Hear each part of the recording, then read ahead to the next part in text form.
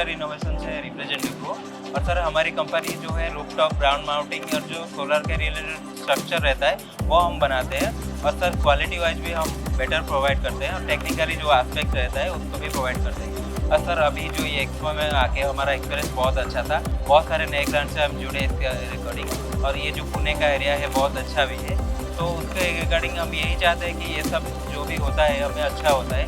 तो क्लाइंट वगैरह मिलते हैं, लीड्स मिलता है, और अब क्वालिटी के वाइज प्रोडक्ट को मार्केटिंग करना है तो इससे बेहतर अपॉर्चुनिटी कहीं नहीं मिलता है। और ये महा एक्सपो हमारे लिए एक बेटर अपॉर्चुनिटी था, जो कि ये प्रोडक्ट के जरिए हम ये दिखाना चाहते थे कि डेफिनेटली हम क्या बनाते हैं और ये product wise price wise better condition में होते हैं। Thank you.